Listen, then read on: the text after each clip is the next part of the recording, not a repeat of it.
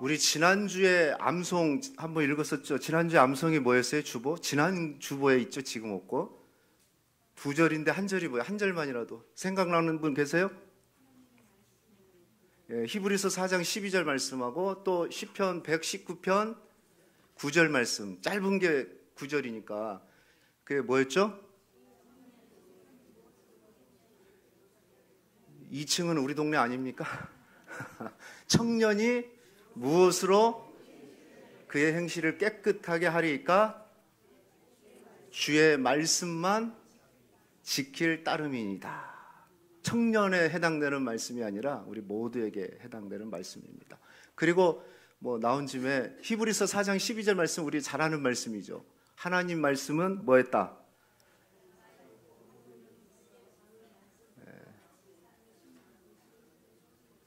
아무튼 오늘 이거 한 절이라도 못 외우시면 점심을 천천히 드세요. 아셨죠? 예, 그리고 암송은 우리의 죽어가는 뇌를 깨우는 겁니다. 히브리서 그 4장 12절 말씀이 그런 말씀 아닙니까? 하나님 말씀은 살았고 운동력 있어 좌우에 날쌘 어떤 검보다 예리하여 우리의 영과 혼과 관절과 골수를 찔러 쪼개기까지 하나니 우리의 마음과 생각과 뜻을 감찰하시니라, 판단하시니라. 그겁니다.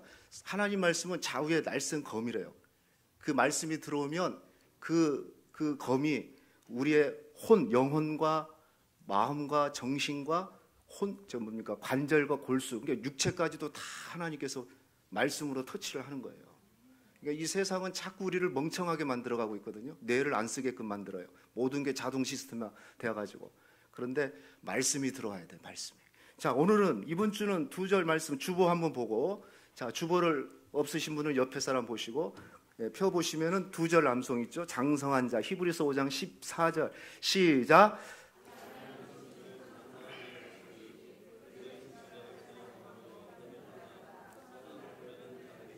예, 단단한 음식은 말씀을 얘기하는 거예요. 우유만 먹지 말고 단단한 음식을 먹을 수 있는 장성한 자가 돼야 된다. 그래야만이 선과 악을 분별할 수 있다. 자, 그리고 하나님 나라, 너무 유명한 말씀이죠. 14장 17절 시작. 하나님 나라는 먹는 것과 마시는 것이 아니요. 네. 자, 이 두 절 말씀 한 주간 꼭 암송하시기를, 주보를 가져가서 암송하시기를 주의 이름으로 축복합니다. 이제 거의 가을이 됐죠. 거의 가을. 그러니까 완전 가을은 아니지만 이제 가을의 문턱에 왔어요. 그래서 아침 저녁에 제가 새벽에 딱 집 앞에 나오면은 이 아침 바람이 딱 새벽 바람이 이렇게 얼굴을 딱 부딪히면 아주 좋아요. 아주 좋은 가을 바람을 딱 처음으로 맞이하게 되는 것 같아요. 그래서 너무 참 기분이 좋고, 또 한낮 아주 해가 쨍쨍할 때도 조금 따갑긴 하지만 뭐 여름하고는 완전히 다르죠. 저는 그렇게 생각해요. 억지로 제가 많이 이렇게 걷는데, 야, 하나님이 자연산 비타민 D를 쏟아 부어 주시는구나. 할렐루야. 너무 우리가 햇빛을 많이 안 쬐잖아요. 좀 물론 뭐 좀 피부를 잘 관리를 하긴 해야 되지만, 그럼에도 불구하고 하나님이 자연산 비타민 D를 주시는 것을 받아 누리시길 축복합니다. 제가 몇 년 전에 병원에 좀 몸이 안 좋아서 병원에 갔더만 의사 선생님이 그러더라고요. 목사님은 비타민 D가 제로래, 제로. 그래가지고 딱 목사님 오늘은 제로니까 주사를 그때 뭐 10만 원짜리인가요? 뭐 그걸 맞춰주더라고요. 근데 이거 사실 맞을 필요 없어요. 하루에 10분씩만 햇빛을 쬐세요 그러더라고요. 하나님이 자연산 비타민 D를 막 햇빛을 보면서 이렇게 막 뜨거워 막 뭐라고 하지 말고, 비타민 D를 자연산으로 하나님이 주시는구나. 이렇게 감사하면서 받으시기를. 할렐루야. 그리고 이 기간이 많지가 않아요. 지금 가장 좋은 계절을 우리가 가고 있는 거예요. 9월, 10월, 11월까지. 그러니까 여러분 하나님이 주시는 그 계절을 누리시기를 바랍니다. 그래서 지금 거의 가을에 왔는데, 가을에는 뭐 해야 돼요? 가을에는 기도하게 하소서 시가 있잖아요. 기도해야 돼, 기도. 그래서 내일부터 우리가 하는 기도에 여러분 참여하시길 바라고. 어쨌든 와가지고 기도해야죠. 자녀들 잘 되기를 바라는데 왜 기도를 안 할까? 같이 오면은 되는 거거든요. 그래서 한 주간 여러분 집중해서 우리가 말씀도 듣고 기도도 하는 시간 되기를 원하고요. 또 가을에는 또 뭐 해야 돼요? 열매 맺어야 되죠. 그러니까 전도해야 돼, 전도. 지난 봄에 우리가 전도 잔치를 했습니다. 뭐 계속 하고 있죠. 근데 봄이 끝나고 그 전도 잔치가 끝나고 난 다음에 저희 둘째 평안이가 그런 얘기를 하더라고요. 집에 가니까 아빠, 그 전도 축제는 계속 해야 되겠다. 그래. 왜 내가 물었어요. 왜 해야 되는데 그러니까 가만히 얘기를 하는 거예요. 다른 건 몰라도 우리 저 위에 계시는데 우리 규현이 오빠 보니까 해야 될 것 같아 그러더라고요. 규현이 오빠가 누구냐면 우리 김춘희 권사님의 장손 황규현이에요. 저 위에 지금 청년인데 그때 봄에 권사님하고 같이 와가지고 우리 청년부도 잘 적응하고 우리 권사님 오고 가는데 저 멀리 수원에서 오시잖아요. 예? 그런데 같이 와서 이렇게 또 청년회 잘 드리고 있으니까 평안이가 그러는 거예요. 규현이 오빠 보니까 전도 축제는 해야 되겠네. 천하보다도 귀한 영. 그리고 또 아까 일부 예배 때 우리 이옥당 권사님이 전도했던 오기군 성도님도 오셔가지고 같이 예배 드리고 가고 가을 봄 전도 때 온 거예요. 그러니까 우리가 전도는 천하보다도 귀한 한 영혼, 하나님이 가장 기뻐하시는 일이에요. 이 가을은 짧거든요. 그래서 우리가 또 멈출 수 없는 게 저는 전도다. 그래서 이번 가을의 전도 주제는 너는 사실은 봄 주제로 하려고 내가 아껴뒀던 주제인데 뭐 봄은 봄이고 이 가을에 해야 되겠다. 여섯사람 한번 축복합시다. 우리 집사님은 꽃입니다. 우리 한 번 더 얘기할 때 사실은 꽃보다 더 아름답습니다.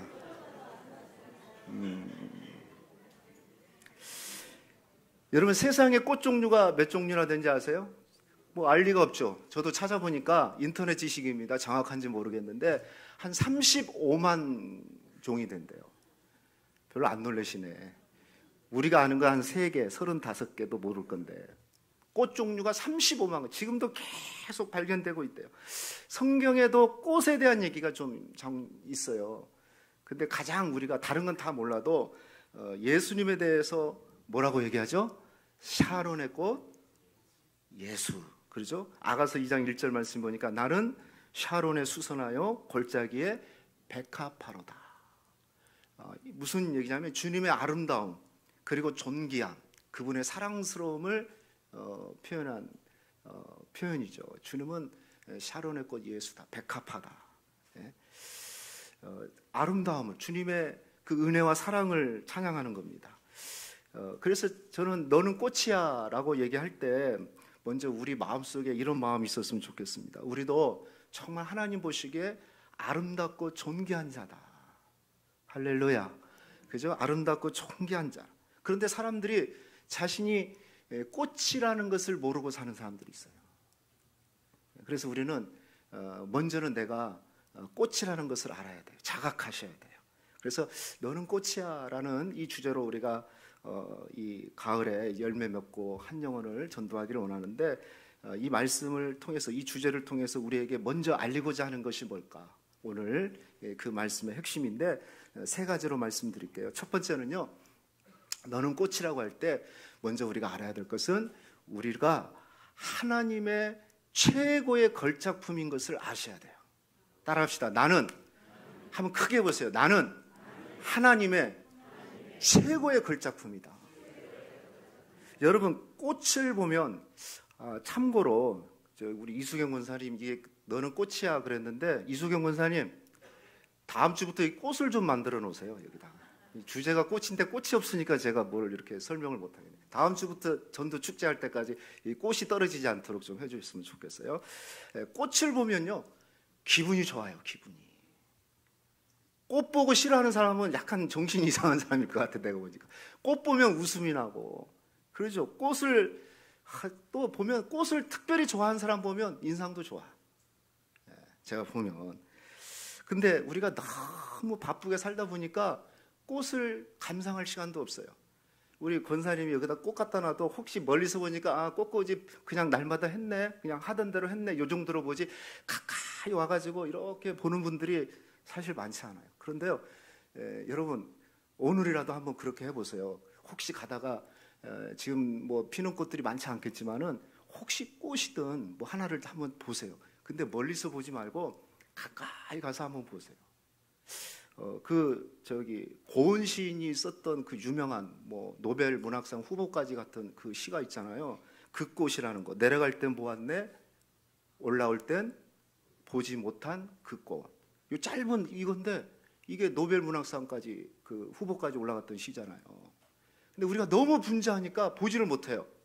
근데 여러분, 꽃을 자세히 보면요, 저도 가끔 자세히 보거든요. 들에 이렇게 공원에 가다 보면 들에 있는 들꽃들 이렇게 보면 참 신기합니다. 예, 신기해요. 그리고 색감을 어떻게 그렇게 만들었을까? 그런데 그 종류가 35만 종이라니. 근데 그 35만 종이 하나도 같은 게 없어요. 다 달라요. 그 색채부터 그 생김새, 모양, 크기, 예, 그게 다 달라요. 저는 이건 하나님의 작품이구나. 할렐루야. 하나님이 아니면 어떻게 사람이 물감으로 그런 색채를 만들어내고, 예, 그 꽃을 만들어낼 수 있겠어요. 그런데 하나님이 하셨다는 거예요. 그 종류가 35만 가지. 아주 신비롭고 놀랍습니다. 우리가 멀리서 보니까 그냥 다 비슷한 꽃이면 꽃 이렇게 하지만은 정말 하나를 한번 쭉 가서 찾아보면요, 유심히 한번 보면은 그 안에 있는 그걸 뭐라고 그럽니까? 하여튼 그 속에 있는 꽃들을 보면 정말 신기하고 놀랍습니다. 자, 그런데 저는 더 놀라운 것이 있다고 생각해요. 그게 뭐냐면 우리 사람이에요, 사람. 여러분, 지금 지구상의 인구가 얼마나 될까요? 70억은 훨씬 넘어서 한 80억이 좀 넘는데요. 근데 신기한 게 뭐예요? 80억 인구가 같은 사람이 하나도 없다는 거예요. 그러면 80억만, 살아있는 80억만 다릅니까? 지금까지 인류가 태어나서 지금 다 죽은 사람들까지 해도 똑같은 사람이 하나도 없어요. 이건 하나님의 능력이고 이게 바로 창조의 능력이에요. 인간만큼 꽃 35만 정도 특별하지만 지금 살아있는 80억 인구가 같은 사람이 없어요. 비슷한 사람은 쌍둥이도 있고 닮은 사람 있고 그러겠죠. 오늘 저 위에 세 자매님은 참 닮았습니다. 우리 김우선 집사님, 미국에서 언니가 오셨다는데 감사하고요. 그런데 달라요. 80억 인구가 다 달라요. 왜? 하나님이 특별하게 창조하신 거죠. 창세기 1장 27절 말씀 보니까 하나님이 자기 형상, 곧 하나님의 형상대로 남자와 여자를 창조하셨다. 여기 하나님의 형상, 인간만큼 특별한 존재로 만들었는데요. 그게 뭐냐면 하나님의 형상, 자기의 형상, 곧 하나님의 형상대로 만들었어요. 인간 외에는 그런 존재가 없어요. 그래서 하나님은 한 사람 한 사람을 아주 특별한 걸작품으로 만들었는데, 오늘 우리가 읽은 본문 10절 말씀에 보면 이런 말씀이 있죠. 우리는 그가 뭐한 바라? 여기 만드신 바라는 원어가 뭐냐면 포이에마예요. 헬라어가 포이에마인데 이 포이에마라는 뜻이 뭐냐면은 걸작품이라는 뜻이에요. 하나님이 우리를 걸작품으로 만들었다, 이 얘기예요. 근데 그냥 걸작품이 아니라 최고의 걸작품, 하나밖에 없는 걸작품. 이 세상에 80억 인구가 있어도 너는 너다. 단 하나의 걸작품으로 하나님이 만드신 거예요. 이게 얼마나 귀한 존재인지 몰라요.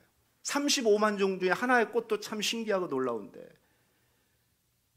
80억 인구 중에 하나님의 걸작품, 우리 한 사람 한 사람을 하나님의 걸작품으로, 어떻게 어떤 모양으로 있든지 우리가 잘못 생각해서 그렇지 하나님은 최고의 걸작품으로 만든 줄로 믿습니다. 꽃과는 비교가 안 돼요.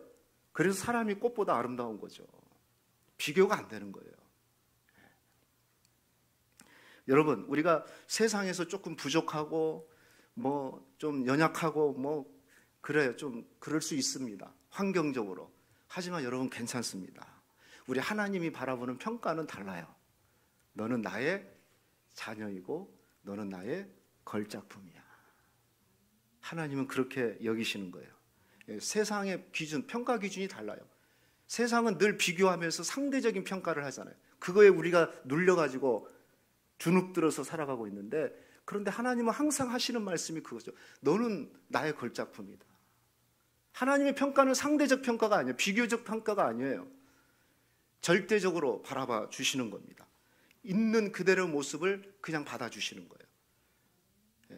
그리고 응원하고, 그러므로 우리가 이 세상을 살아갈 때 저는 예수 믿는 사람은 건강한 이 자존감을 가져야 된다고 생각해요. 진짜 예수를 잘 믿는데 뭔가 자신에 대해서 불만족스럽고, 그래서 그게 자존감이 막 푹 까져 있는 사람들, 다운되어 있는 사람들은 일단 자존감 문제가 아닌 것 같아요.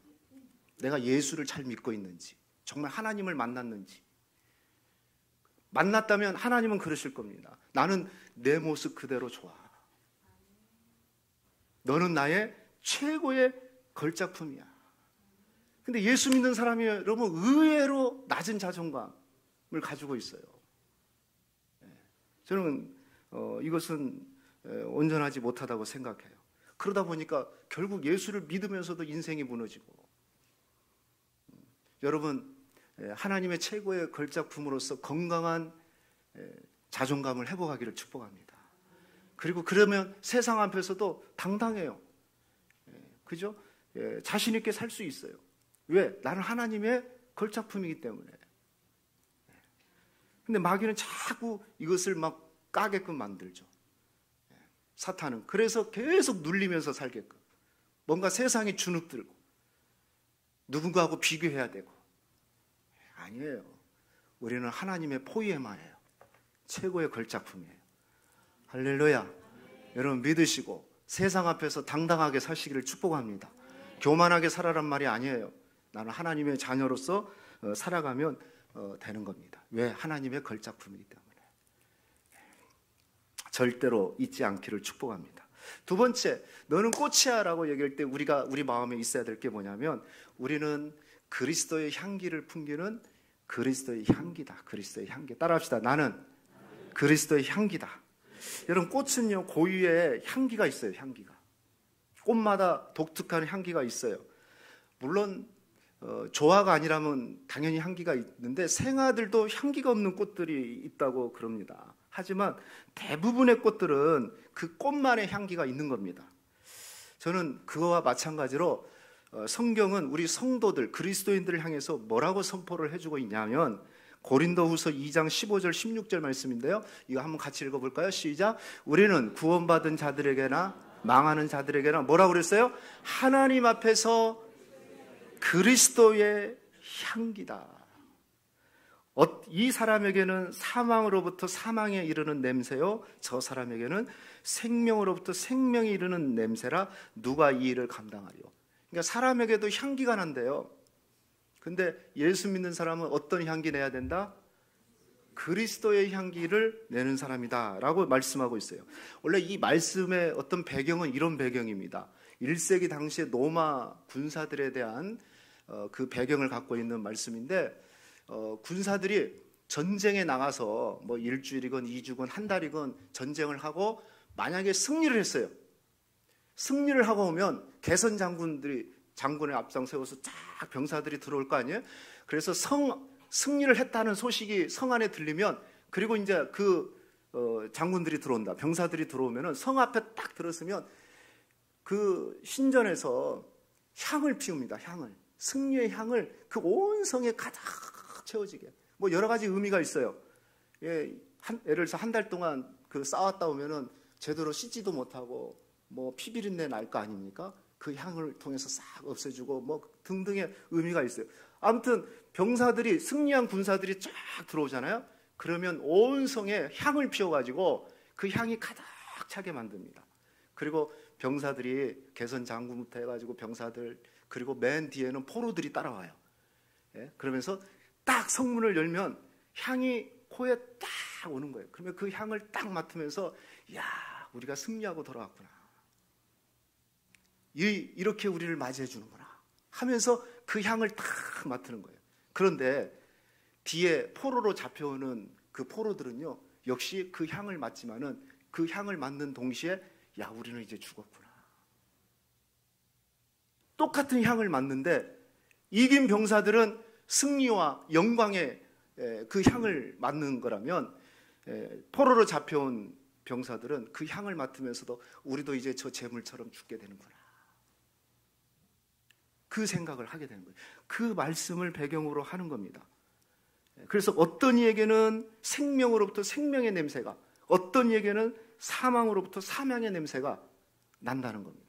조금 더 실감 있는 성경, 메시지 성경으로 이 본문을 읽어주면 이런 말씀입니다.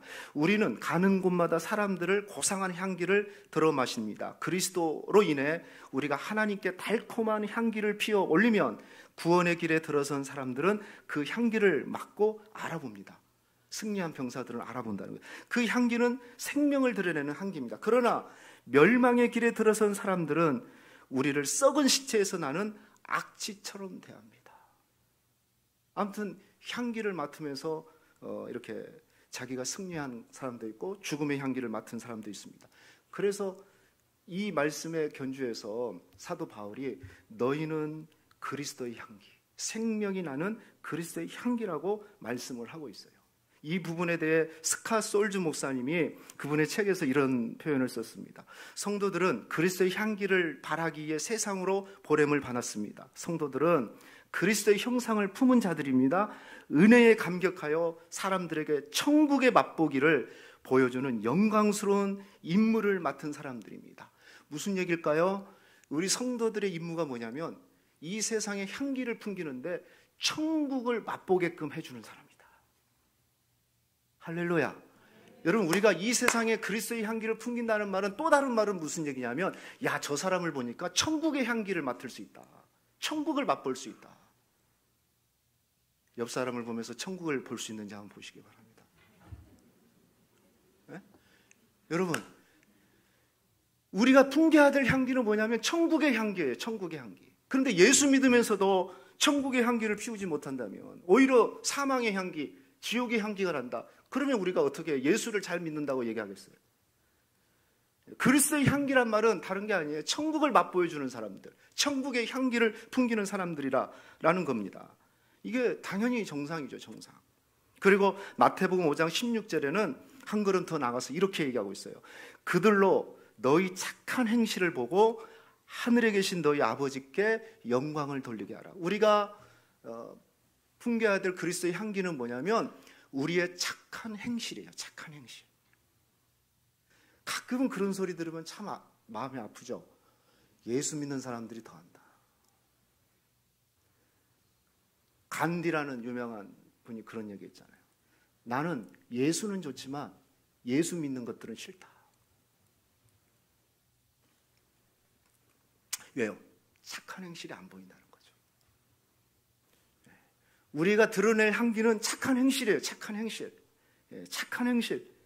그래서 착한 행실, 여러분, 향기라는 꽃에는 나비와 꼴이 벌이 오게 되어 있어요. 향기를 맡고 오는 것처럼 우리가 그리스도의 향기, 천국의 향기, 우리 삶을 통해서 드러내는 그 향기가 드러낸다면 저도 그 사람이 가까워지고 싶은 거죠.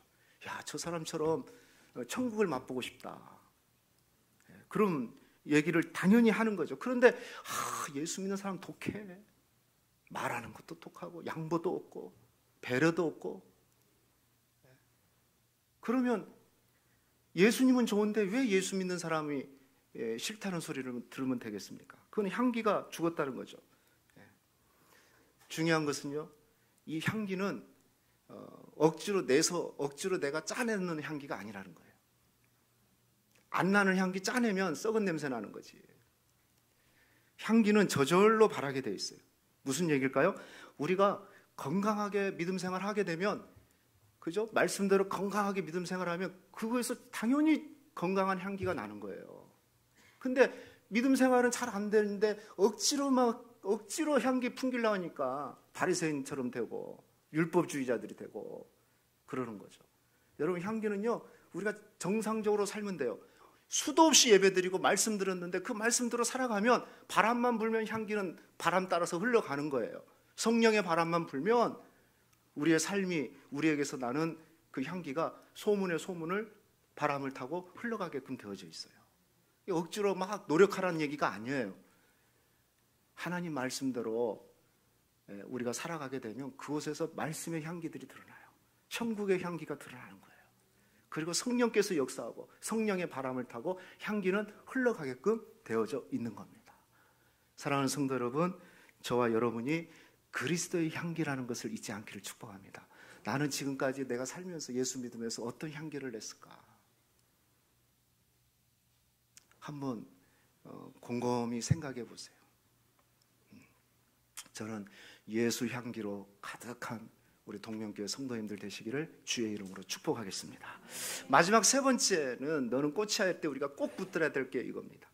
올해는 꽃으로 끝나는 인생이 아니라 열매로 결론을 낳아야 된다. 여러분, 우리 과일나무에도 보면은 꽃들이 반드시 피잖아요. 사과나무, 배나무, 뭐 복숭아나무 보면 꽃이 핍니다. 꽃이. 근데 꽃이 왜 핀지 아세요? 그러죠. 열매를 맺기 위해서 피는 거예요. 꽃은 꽃으로 끝나는 게 아니에요. 꽃은 반드시 져야 돼요. 왜 져야 되냐? 열매가 그 다음에 기다리고 있거든요. 근데 어떤 우리 사람들은 안 질라고 그래. 꽃이. 나는 평생 꽃으로만 살라고 그래. 아니에요. 꽃으로 평가되지 않아요. 과일나무는 꽃으로 평가되는 게 아니에요. 열매로 판단이 되는 거예요. 그래서 건강한 열매를 맺기 위해서는 반드시 꽃은 져야 돼요. 꽃이 진 다음에 열매가 맺는 것이, 꽃이 있는 데서 열매가 펴지는 않아요. 그런데 우리 사람들은 그래. 나는 꽃으로 평생 꽃처럼 살고 싶어. 그래서 가끔 시들고 막 세월이 가면 안 시들 꽃이 어디 있어요. 근데 막 시드는 걸 힘들어해. 아니에요. 정말 중요한 것은 꽃이 진 다음에 어떤 열매를 맺느냐가 중요한 겁니다. 계속 꽃으로 남으려고 하지 마세요. 내 인생의 열매는 뭘까? 내가 만들어야 될 열매는 뭘까? 그것을 생각해야 돼요. 인생도 마찬가지입니다. 우리 하나님도 마찬가지예요. 꽃으로 판단하는 것이 아니라 내가 얼마나 세상 가운데 화려하게 살고 어떻게 살았냐 이걸로 평가하는 것이 아니라 네가 어떤 열매를 맺었느냐, 그 나무는 열매를 가지고 평가를 한다고 그랬습니다. 열매 맺는 인생 되시기를 축복합니다. 그 열매가 뭐겠습니까? 자, 이사야 40장 6절 8절 말씀 같이 읽어볼까요? 시작. 모든 육체는 풀이요 그의 모든 아름다움은 들의 꽃과 같으니 풀은 마르고 꽃은 시드나 우리 하나님의 말씀은 영영이. 여러분, 꽃은 반드시 시들게 됐습니다. 그리고 떨어집니다. 그러나 영원한 하나님의 말씀은 영원히 서요. 그래서 우리가 맺어야 될 열매는 뭐냐면 우리가 믿는 하나님의 말씀, 그 영원한 말씀, 그 말씀에 순종함으로써 우리 인생 가운데 남는 그 열매를 남길 때 그 인생이 가치가 있고 하나님께 영광 돌리는 인생입니다. 잠시 피었다 지는 꽃으로 끝나는 인생이 아니라 말씀의 열매를 맺는 인생이 되시기를 축복하겠습니다. 그 열매는 영원한 열매죠. 우리가 맺어야 될 영원한 열매인데 더 구체적으로 얘기하면 어떤 열매겠습니까? 그것은 구원의 열매죠. 구원의 열매. 내 자신부터 구원받아서 그 열매를 맺어야 돼요. 그리고 나만 맺는 것이 아니고 다른 사람에게도 그 구원의 축복을 나누는 것이 바로 복음을 전하는 전도예요. 전도. 우리가 남는 열매는 내가 전도한 사람이 열매가 되는 거예요. 사도 바울이 이렇게 고백했어요. 우리 같이 한번 읽어볼까요? 데살로니전서 2장 19절 시작. 우리의 소망이나 기쁨이나 자랑의 면류관이 무엇이냐? 그가 강림하실 때에 우리 주 예수 앞에서 너희가 아니냐? 너희는 우리의 영광이요. 바울이 이 고백하는 겁니다. 우리의 소망이나 기쁨이나 자랑의 면류관이 뭐냐? 그가 주님이 재림하시면 오시면 우리 주 예수 앞에서 너희가 나의 면류관이다. 너희는 나의 기쁨이요 영광이다. 그러니까 사도 바울에게 여러분 영광의 면류관이 뭡니까? 기쁨이 뭐였어요? 주님 오실 때 하나님 내가 이런 열매 나의 면류관이 이겁니다. 우리가 주님이 쓰여주는 면류관이 뭐냐면 바울이 전도했던 데살로니가 교회 성도들이 바울의 상급이고 면류관이고 그리고 기쁨이고 영광이라 했던 거예요. 그러니까 우리가 맺어야 될 열매는 뭐겠습니까? 죽어가는 영혼을 살려는 게 그게 나의 열매예요. 평생의 열매. 영원한 열매. 그래서 하나님이 그걸 보고 면류관을 씌워주는 거예요. 주님이 오실 때. 그래서 바울은 데살로니가 교회 성도들을 보면 기쁨이 있었고 그게 자랑이었고 왜? 그의 인생의 열매였기 때문에 그렇습니다. 그래서 우리는 그 열매를 맺는 인생이 되기 위해서 우리가 복음을 전하는 일, 즉 전도하는 일, 한 영혼을 품는 일을 해야 됩니다. 오늘 본문 말씀 에베소 2장 1절에서 10절 말씀은 성경에서 전도가 뭐라는 것을 가장 명확하게 보여주고 있는 말씀 중에 한 구절입니다. 전도가 뭐겠습니까? 죄와 허물로 죽었던 사람들을 살려내는 겁니다. 1절 말씀에 보니까 그는 허물과 죄로 죽었던 너희를 살리셨도다. 육은 살아있지만 영이 죄로 인해서 죽어있는 영혼들을 살려내는 거, 그게 전도인데 우리가 할 수 없는 거죠. 주님이 하는 겁니다. 우리를 통해서 주님이 하시겠다는 겁니다. 영이 죽었기 때문에, 육은 살아있지만 영이 죽었기 때문에 2절 3절 말씀에 보니까 그들의 인생이 어떻게 살아가고 있습니까? 그때 너희는 그 가운데 행하여 세상 풍조를 따르고, 세상 풍조가 뭡니까? 세상의 흐름, 세상의 가치관, 영적으로 보면 세상의 어떤 신앙. 여러분, 요즘에 가장 정말 끊임없이 이 대한민국에서 부흥하고 있는 종교가 있어요. 그게 무속입니다. 무속은 그 신앙도 아닌데 미신이잖아요. 그런데 그 무속을 따르는 사람들이 지식인층이 아닌 사람이 아니에요. 권력자들, 돈 많은 사람들, 박사, 석박사들, 이 사람들이 오히려 무속을 따라가요. 놀랍지 않습니까? 왜 그럴까요? 죄와 허물로 영이 죽어버렸기 때문에. 세상 풍조를 따라가서 운명 사주 팔자에 잡혀가지고, 심지어 가끔 말씀드렸잖아요. 우리나라 사람들은 이사한 날도 손 없는 날, 손 없는 날이 뭡니까? 귀신 없는 날 이사해야 되고, 뭣도 집에서 함부로 박지 못하고. 이 최첨단 과학시대에 지금도 그런 사람들에게 눌려있는 사람들, 한국에 얼마나 많습니까? 공중권세 잡은 자를 따랐다. 악한 영이라고 그랬어요. 사단을 따라가. 사단에게 잡혀있다 보니까. 그리고 3절 말씀에는 육체에 따라 마음이 원하는 대로, 그냥 자기 정력대로 살아간다는 거죠. 그런 영혼들을 향해서 우리가 복음을 전하는 겁니다. 하나님의 사랑이 어떠한가를 가르쳐 주는데 4절 5절 보십시오. 긍휼이 풍성하신 하나님이 우리를 사랑하신 그 큰 사랑을 인하여 허물로 죽은 우리를 그리스도와 함께 살리셨고 너희는 은혜로 구원을 받은 것이라. 죄와 허물로 죽어서 세상 풍속 따라가고 마귀에게 잡혀서 끌려다닌 종되어진 것도 모르고, 그리고 그래서 자기가 원하는 욕심대로 따라가는 그 인생을 향해서 하나님은 긍휼이 풍성하신 하나님의 사랑을 전해주고 그들에게도 구원의 축복을 나누는 것이 바로 전도입니다. 이 모든 일은 하나님이 우리를 통해서 하시는 거고 하나님의 선물이라고 8절 말씀에 나왔어요. 너희는 그 은혜를 인하여 믿음으로 말미암아 구원을 받았으니 이것은 너희에게서 난 것이 아니요 하나님의 선물이라. 우리는 이 선물을 받았어요.